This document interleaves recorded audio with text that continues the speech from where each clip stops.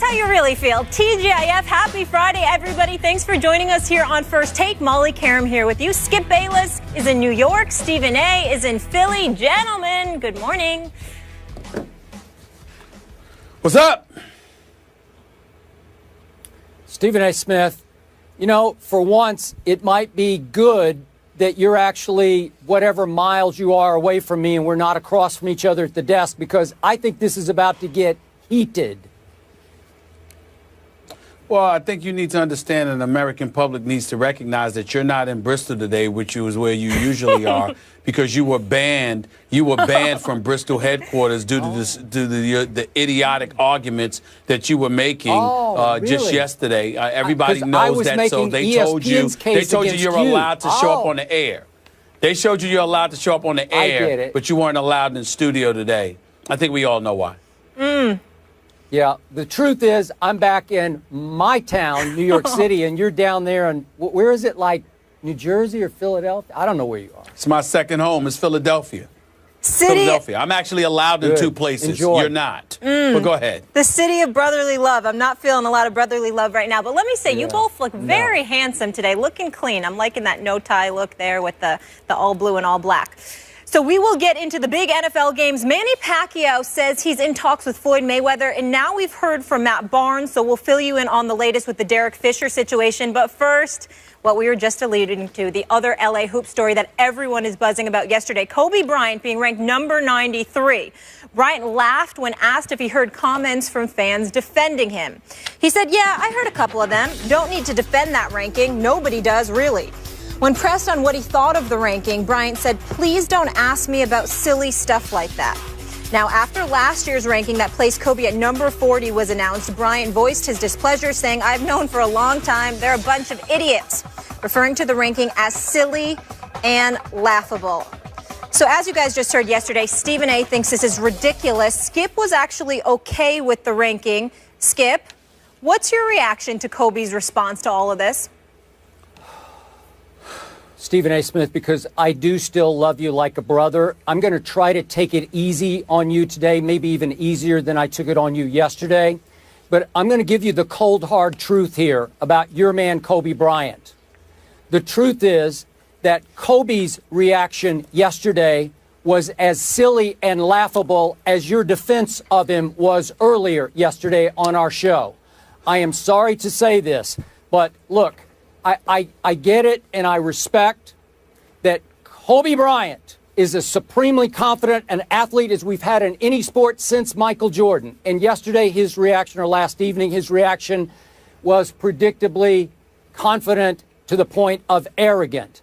And Stephen A., I understand how much you love you some Kobe Bryant, and I understand, and I could almost predict how knee-jerk, emotional, overreactive you were yesterday out of love and support of your man, Kobe Bean Bryant, the Black Mamba. I'm sorry. The Mamba is no longer the Mamba. He hasn't been the last 3 injury-plagued years, and he will not be coming up this year. And to his point last year, when he called this panel a bunch of idiots, we are talking about ESPN's basketball forecast panel. It's made up of ESPN analysts and writers, researchers, and editors. 101 of them. And they're all a bunch of idiots, Kobe? Seriously? The object of this poll is a forecast to predict how much a player will contribute this coming year, not 5 or 8 or 10 or 12 years ago, this coming year, to how many games his team will be able to win. And it factors in, obviously, this player's quality of play, and it projects how many minutes he will actually be able to play. So, given all that, would you believe that the real plus-minus numbers, according to Royce Webb, who's our director of content analytics at ESPN, the real plus-minus numbers for Kobe Bryant, added into how many minutes he does project, how few minutes he projects to play, actually ranked him as the 163rd best player or most valuable player in the National Basketball Association. Think about that, 163. But out of respect to what Kobe used to be, this panel these editors, these writers got together and decided, hey, let's give him a break here. So they ranked him 93rd. They moved him all the way up from 163rd, which the numbers screamed that he should be, to 93rd, just because he used to be Kobe Bean Bryant, the Black Mamba. So we look at the last 3 years, and he ranked, going into the year, 25th, then 40th, then now 93rd.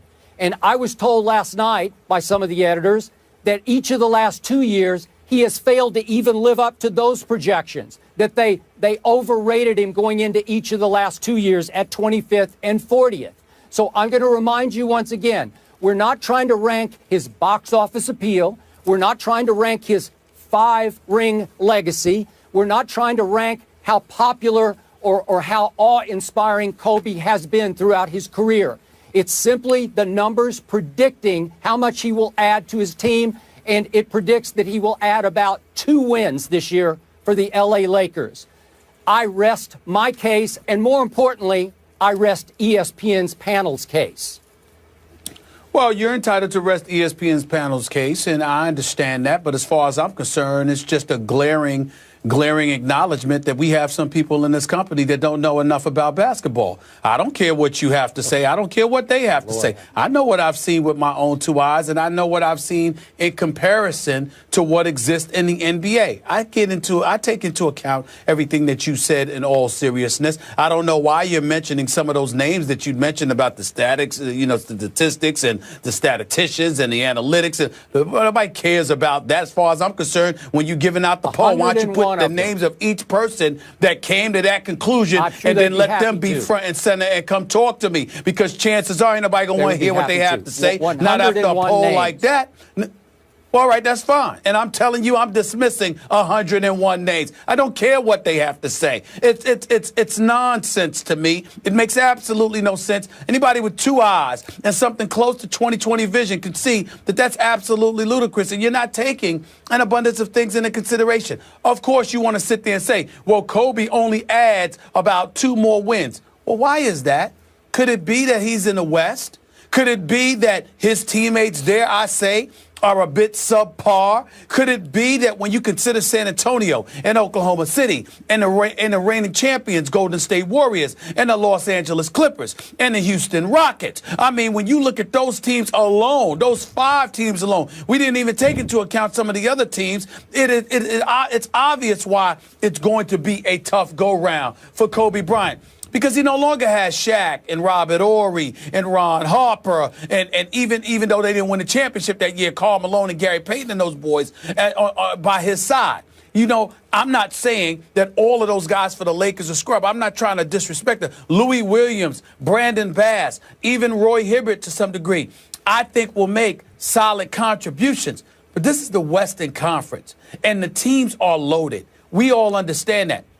So when you sit there and you say that about Kobe, you know what? It's Kobe, it's Russell Westbrook and Kevin Durant on one team. It's Chris Paul, Blake Griffin, and DeAndre Jordan on another team. It's LaMarcus Aldridge joining Tim Duncan and Manu Ginobili and Tony Parker on another team. The list goes on and on. When you look at the West, it's James Harden on a mission to prove that he's deserving of league MVP honors with Dwight Howard, who's no scrub, and he's got something to prove as well because he's heard the stuff that people have been chirping about him in the offseason. So many different things to point to. The Dallas Mavericks and what they've got to prove because of what has transpired with them in this offseason. Having Wesley Matthews come over there along with others, understanding that he's not fully healthy or he may not be, we don't know yet. All of those things are things to think about. If Kobe Bryant was in the Eastern Conference, what would he do? If Kobe Bryant was to have a better teammate or a better slew of teammates, what would he do? Talk to the coaches who know something about basketball. They not only brag and boast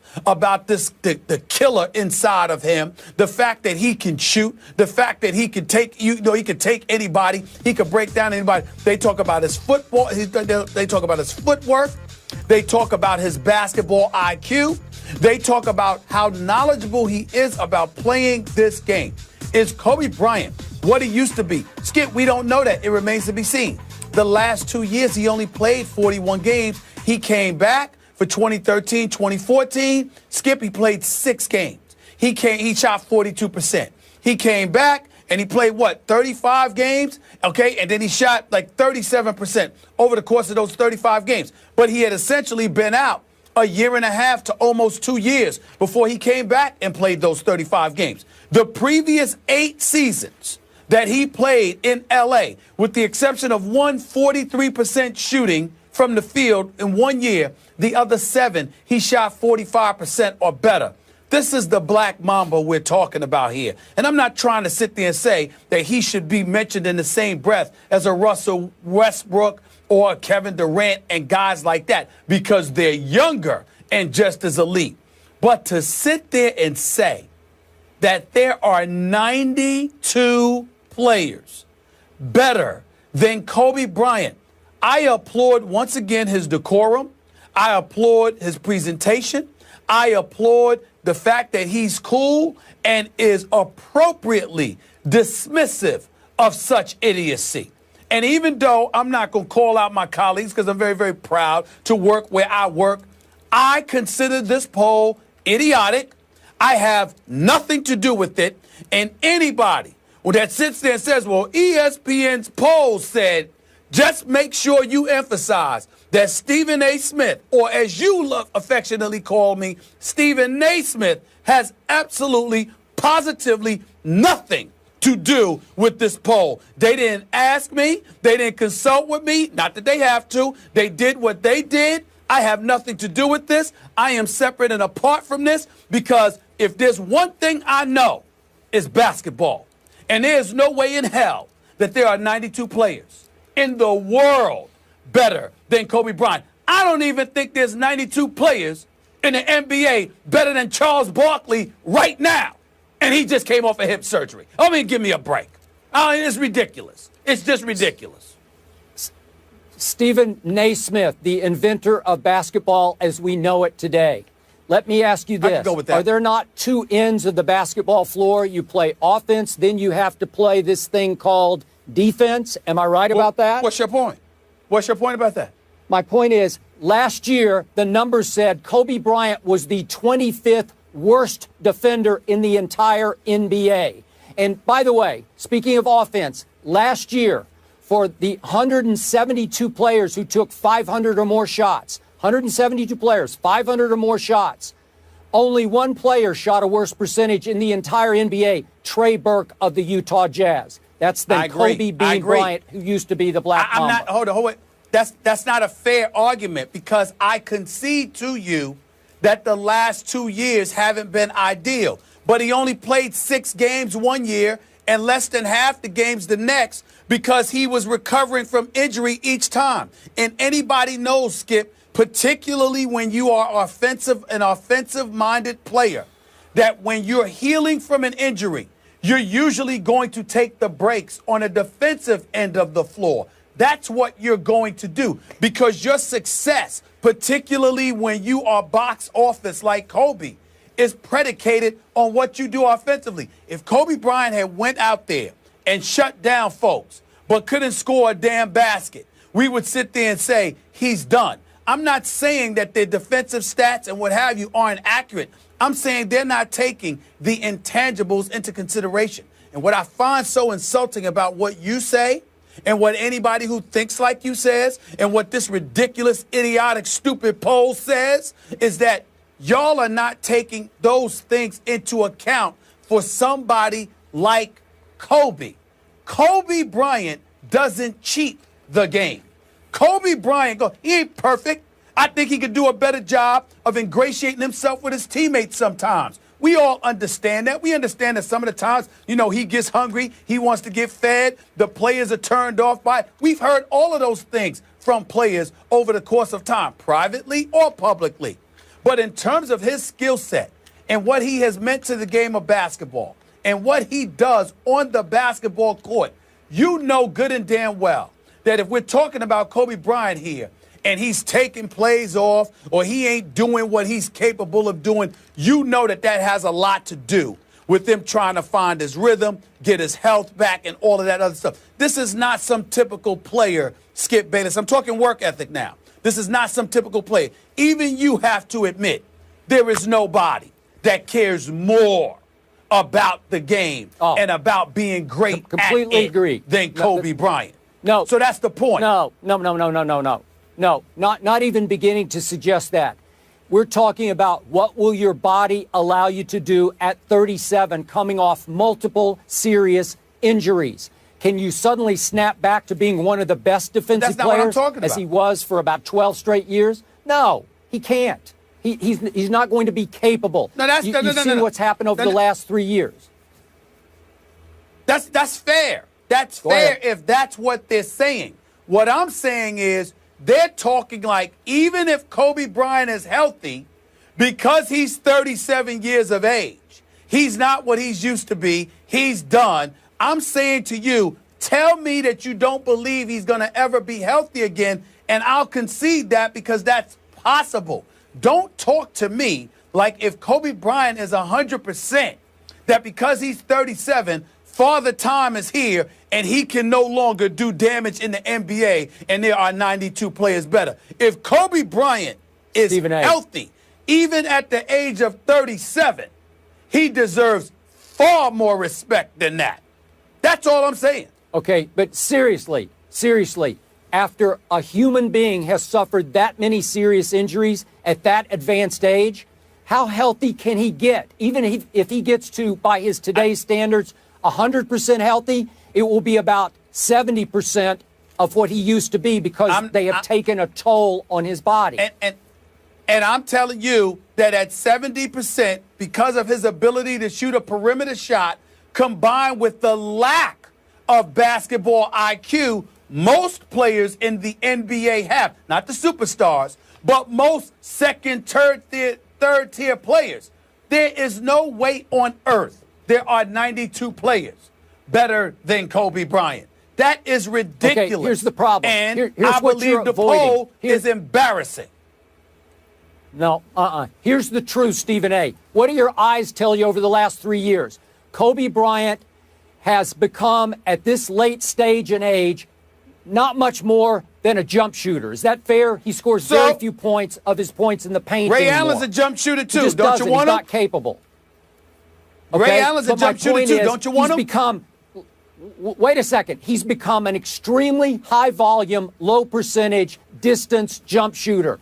That's not a recipe for great success. Six of the last 8 years, he's led this league in shots attempted. He's going to jack up the basketball. We all know that. We accept that. He's not going to make that many of them. He's going to hurt his team that way, in many cases, more than he helps it. I'm sorry. Okay. Guys, we got to... You'll see.